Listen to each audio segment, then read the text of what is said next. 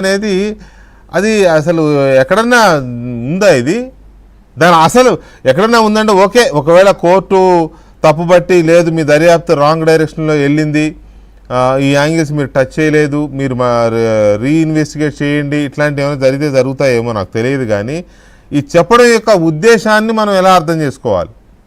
ఇక్కడ వెంకటకృష్ణ గారు, అవినాష్ రెడ్డి, భాస్కర్ రెడ్డి ముద్దాయిలకి ఎప్పుడు వచ్చారండి?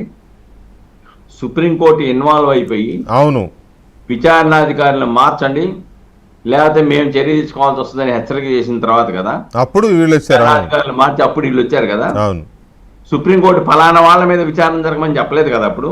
అవును, మీరు విచారణ పూర్తి చేయండి ఇంతకాలంలో అందా తప్ప ఫలానా అంశం మీద విచారణ జరగమని సుప్రీంకోర్టు ఇప్పటివరకైనా ఎప్పుడైనా ఇచ్చిందా? ఇవ్వలా. ఇప్పుడు మటుకు ఎలా ఇస్తుంది? కానీ ఇక్కడ సిబిఐ పాత్ర ఏంటంటే కర్నూలుది మిత్రులు అంటున్నారు. కర్నూలులో జరిగిన సంఘటన లేకపోతే అలాగనే సునీల్ యాదవ్, దస్తగిరి వీళ్ళ మీద జరుగుతున్న సంఘటనలో న్యాయస్థానం దృష్టికి తీసుకువెళితే సిబిఐ కూడా రేపు బెయిల్ రద్దు విషయంలో ఈయన యొక్క వ్యవహార శైలి ఎలాంటిది, ఎలా ఇన్ఫ్లుయెన్స్ చేయగలడు, ఎలా భయానక వాతావరణం కల్పించగలడు, ఏ విధంగా విచారణ సంస్థలను బెదిరించగలడనే విషయాన్ని న్యాయస్థానం దృష్టికి తీసుకువెళ్ళడానికి సరిపోదా? అది ఆ దిశలో ఎందుకు చేయట్లేదు?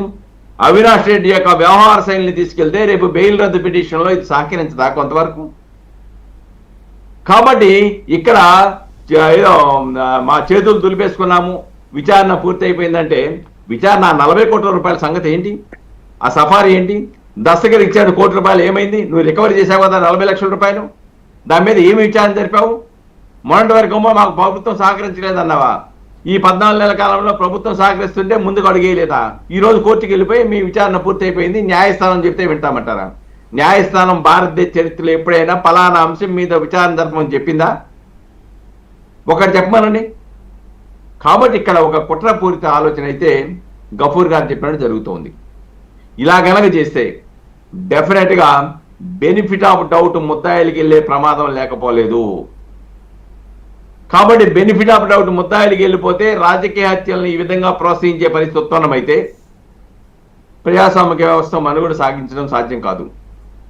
కాబట్టి సిబిఐ క్రియాశీలకంగా వ్యవహరించవలసి ఉంది. అందుకే ఈ కేసులో సిబిఐ అనేక విమర్శలను ఎదుర్కొంది. మిగతా కేసుల్లో ఈ కేసే కాదండి, జగన్మోహన్ రెడ్డికి సంబంధించిన సిబిఐ కేసులు కానీ ఈడీ కేసుల విషయంలో కానివ్వండి, అక్కడ వ్యవహరించిన శైలి కూడా బెయిల్ రద్దుమైన రఘురామకృష్ణరాజు చేస్తే తమరి ఇష్టం అండి అంటదా సిబిఐ? వాళ్ళని చెప్పాలి కదా ఎవరికి ప్రమోషన్ ఇస్తున్నారు, దాంట్లో ముద్దాయిలకి ఏ విధంగా వాళ్ళని ప్రోత్సహిస్తా ఉన్నారు, పరిశ్రమలు ఎలా ఇస్తా ఉన్నారు, వాళ్ళ సలహాదారులుగా ఎలా పెట్టుకుంటున్నారో చెప్పాల్సిన పని లేదా సిబిఐకి? రఘురామకృష్ణ గారు వాదిస్తా ఉంటే మీ ఇష్టం అండి, మీ ఏ నిర్ణయం చేసుకుంటే అదేనని చెప్పేసి అన్నామంటే సిబిఐ వ్యవహార శైలి జగన్మోహన్ రెడ్డి పట్ల ఎలా ఉందో అర్థం అవట్లేదా? కాబట్టి ఇవన్నీ కూడా సిబిఐ యొక్క వ్యవహార శైలి మీద అనేక అనుమానాలు కలగజేయడానికి దోహదపడుతుంది అనేది వాస్తవం. ఇంకోటండి, ఇక్కడ సిఐ శంకరయ్య ఉన్నాడండి.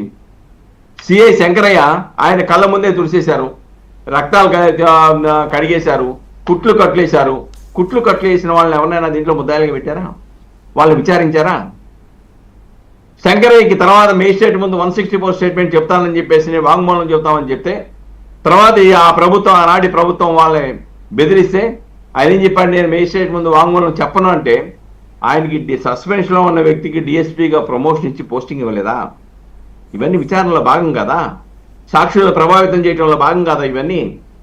ఇవన్నీ కూడా ఎవరు తీసుకెళ్ళాలి?